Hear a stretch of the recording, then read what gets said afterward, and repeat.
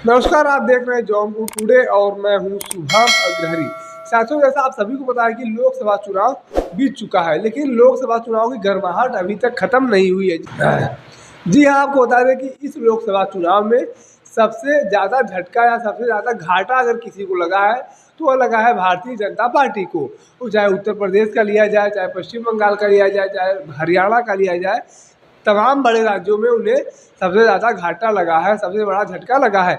उसके बाद से लगातार बैठकों का दौर जारी है, समीक्षा बैठकें की जा रही हैं, लगातार एक दूसरे से बातचीत जारी है।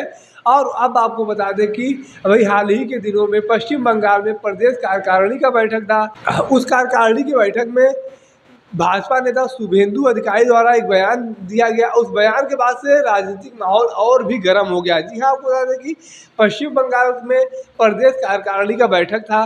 प्रदेश कार्यकारिणी की बैठक में भाजपा नेता शुभेंदु अधिकारी भी वहाँ पर मौजूद थे और बैठक के दौरान वह मंच पर आते हैं और शुभेंदु अधिकारी अपना बयान देते हुए मंच से संबोधित करते हुए लोगों को कहते हैं कि अब हमें सबका साथ सबका विकास की ज़रूरत नहीं है, अब जो हमारे साथ हम उसके साथ की ज़रूरत है। क्योंकि हम सबका साथ सबका विकास का जो नारा देते हैं, इससे हमें कहीं ना कहीं घाटा पहुंचा है और हमारी छवि कहीं ना कहीं धूमिल हुई है। हमें चुनाव में उतना अच्छा रिस्पांस नहीं मिला जितना मिलना चाहिए था। शुभेंदु अधिकारी यही नहीं रुके, बल्कि उन्होंने आगे बयान देते हुए और भी कुछ ज़्यादा कह डाला और कहा कि अब हमें हमारे संगठन को अल्पसंख्यक मोर्चा का भी ज़रूरत नहीं है।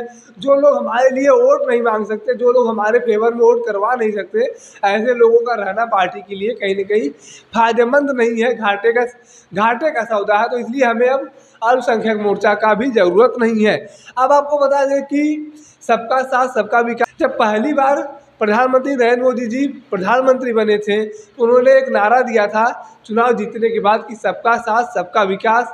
उसके बाद जब दूसरी बार वो प्रधानमंत्री बने, यानी कि 2019 के लोकसभा चुनाव में, तो उन्होंने उस नारे को और आगे बढ़ाया और कहा कि सबका साथ सबका विकास और सबका विश्वास। और उसी के तर्ज पर भारतीय जनता पार्टी कार्य कर रही थी। लेकिन और इस बार के लोकसभा चुनाव में कहीं ना कहीं भारतीय जनता पार्टी को बहुत बड़ा झटका लगा है और उस झटके के बाद लगातार भारतीय जनता पार्टी में समीक्षा बैठक का दौर जारी है और उसमें अब लगातार एक के बाद एक बयानबाजियां होती भी नजर आ रही हैं।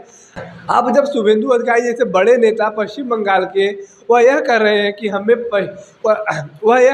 कि अब हमें अल्पसंख्यक मोर्चा का ज़रूरत नहीं है, अब हमें सबका साथ सबका विकास का ज़रूरत नहीं है, तो यह कहीं ना कहीं भारतीय जनता पार्टी के ऊपर भी सवाल खड़ा करता है कि क्या भारतीय जनता पार्टी एक वर्ग को लेकर अब आगे बढ़ेगी या समूचे वर्ग